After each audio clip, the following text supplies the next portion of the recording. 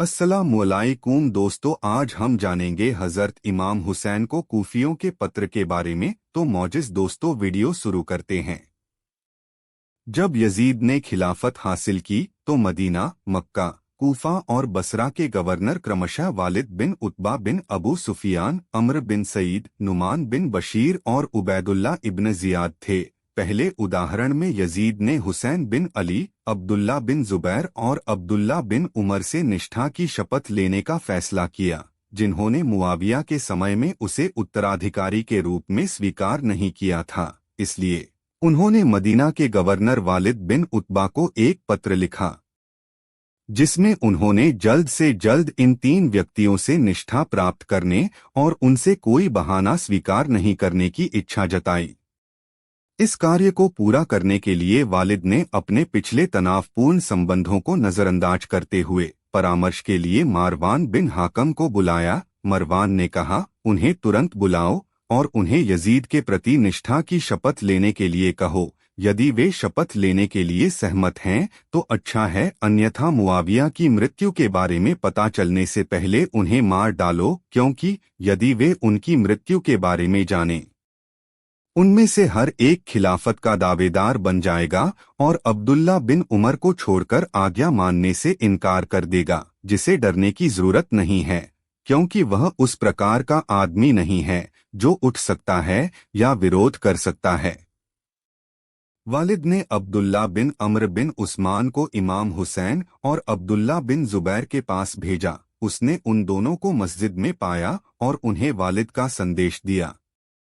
उन्होंने उससे कहा, आप वापस जा सकते हैं और हम भी जल्द ही वालिद से मिलेंगे। तब इमाम ने अब्दुल्ला से कहा, मुझे लगता है कि मुआविया मर चुका है और इस असामयिक कॉल का उद्देश्य यह है कि हमें उसके प्रति निष्ठा की शपथ लेनी चाहिए। यजीद इमाम हुसैन ने अपने आदमियों के एक समूह को बुलाया और उन्हें खुद को हथियारबंद करने के लिए कहा। उसने उनसे कहा, वालिद ने मुझे अभी बुलाया है और मुझे लगता है कि वह कुछ ऐसा प्रस्ताव देगा जिसे मैं स्वीकार नहीं कर सकता। उस स्थिति में मैं उस पर भरोसा नहीं कर सकता, इसलिए आपको मेरे साथ आना चाहिए और जब मैं उसके घर में प्रवेश करूंगा तो आप दरवाजे पर ही रहना चाहिए और जैसे ही तुम मुझे जोर से बोलते हुए सुनो तो घर में प्रवेश कर जाओ ताकि वह मुझे कोई नुकसान न पहुंचा सके। इमाम वालिद से मिलने गए और देखा कि मारवान भी वहां था। वालिद ने उन्हें मुआविया की मृत्यु की सूचना दी और यजीद के आदेशों से भी अवगत कराया।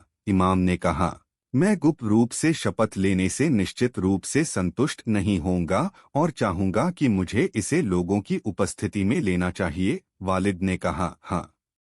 इस पर इमाम ने कहा, तो फिर आपको कल तक इंतजार करना चाहिए ताकि मैं इस मामले में किसी फैसले पर पहुंच सकूं। वालिद ने कहा, ठीक है, आप अभी जा सकते हैं और कल लोगों के साथ निष्ठा की शपथ लेने के लिए आ सकते हैं।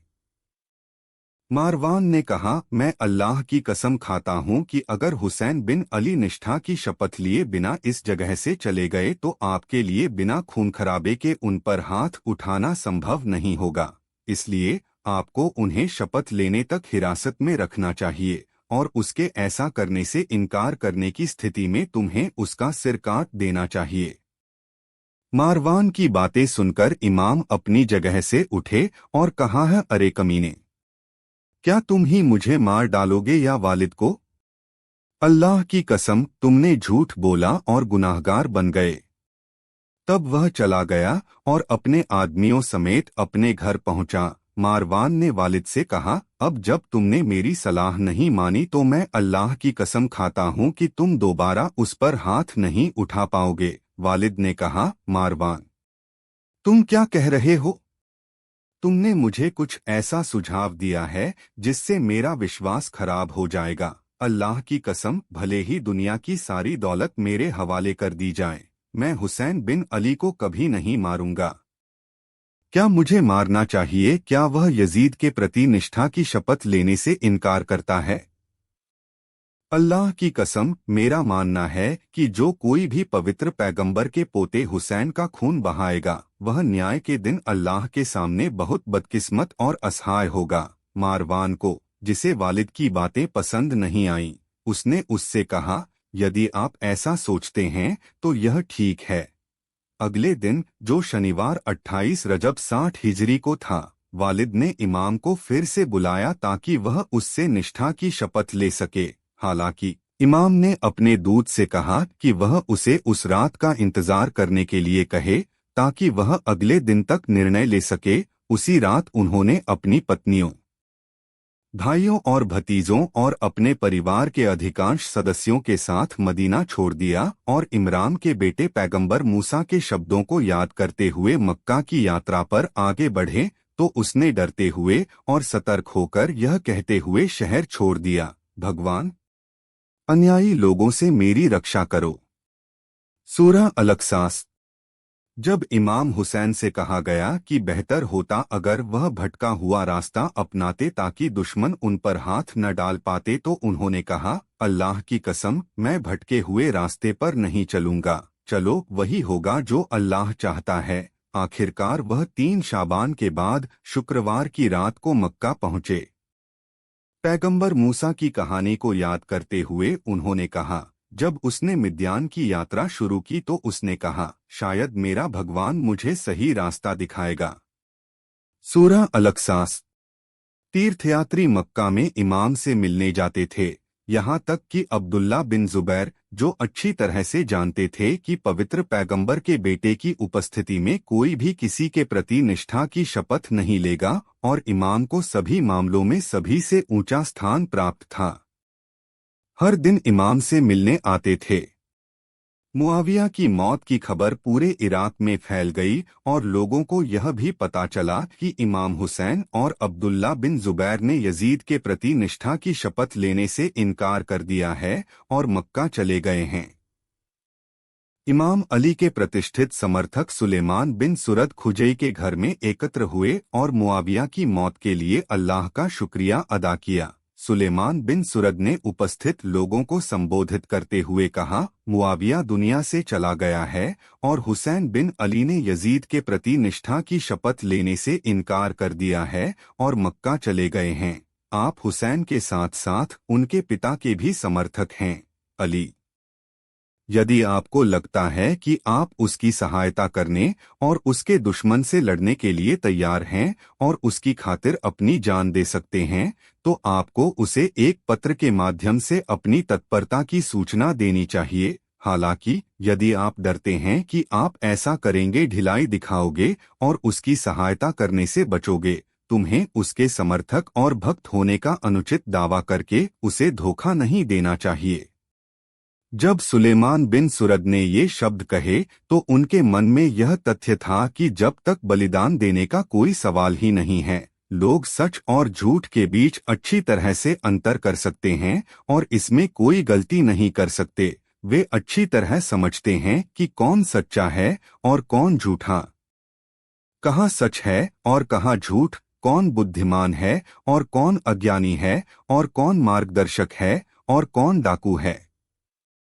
हालांकि वे ऐसा सही आकलन तभी तक कर सकते हैं जब तक कि लाभ हानि का प्रश्न न उठे और सत्य का साथ देने तथा असत्य के विरुद्ध लड़ने से उन्हें कोई हानि न उठानी पड़े। परंतु जब परीक्षण की प्रारंभिक स्थिति उपलब्ध हो जाती है और सत्य और असत्य एक दूसरे के सामने खड़े हो जाते हैं, तो अधिकांश लोग असत्य का पक्ष लेते हैं, और चूंकि त्याग के बिना सत्य का समर्थन नहीं किया जा सकता है, इसलिए लोगों के विचार बदल जाते हैं और वे सत्य को त्याग देते हैं और असत्य का समर्थन करते हैं। सुलेमान बिन सुरद अच्छी तरह से जानते थे कि उस समय लोगों की भावनाओं पर भरोसा नहीं किया जा सकता था, क्योंकि ऐसा हो सकता था कि अगर बाद में हुसैन बिन अली बानी उमैया के खिलाफ खड़े हो गए और उन्होंने उसे मारने के लिए अपनी पूरी ताकत लगा दी और उसे मदद प्रदान करना कुछ बन गया खतरनाक, वही लोग उससे अपना मुंह मोड़ सकते हैं, उसके द्वारा लिखे गए पत्रों को अनदेखा कर सकते हैं, उसके सामने अपने दरवाजे बंद कर सकते हैं और यहाँ तक कि उसके दुश्मनों से भी मिल सकते हैं। वे उसे मारना एक धार्मिक कर्तव्य मान सकते हैं और अल्लाह और उसके पैगंबर की प्रसन्नता प्राप्त करने के लिए उसे और उसके दोस्तों को तलवार से मार सकते हैं, और उन धर्मात्मा व्यक्तियों को मारने के बाद वे खड़े हो सकते हैं और चिल्ला सकते हैं, अल्लाह सबसे महान है। मैं गवाही देता हूँ कि अल्लाह के अलावा कोई भगवान नहीं है, और मैं गवाही देता हूँ कि मुहम्मद उनके पैगंबर हैं, मानो उन्होंने कोई पाप ही न किया हो। यही कारण है कि उन्होंने प्रतिष्ठित समर्थकों को स्थिति समझाई और कहा, अब भी आपको अपने मन में परिणाम का आकलन करना चाहिए और उस स्थिति की कल्पना करनी चाहिए जो उत्पन्न होने वाली है, और फिर निर्णय लें कि क्या आप उसे अपनी सहायता के लिए आशान्वित कर सकते हैं, और पूर्ण विश्वास और अंतिम दृढ़ संकल्प के साथ उसे इराक में आमंत्रित करें। ऐसा नहीं होना चाहिए कि आज जब आपकी भावनाएं भड़के तो आप पत्र लिखें, अनुबंध करें और शपथ लें और अल्लाह के पैगंबर के बेटे को अल्लाह के पवित्र स्थान से इराक में खींच लें, लेकिन कल जब दुश्मन उसे घेर लेंगे और उसे मजबूर कर देंगे। निष्ठा की शपथ लेने या अपना सिर खोने के लिए आपको उसे छोड़ देना चाहिए और अपने द्वारा किए गए वादों को भूल जाना चाहिए।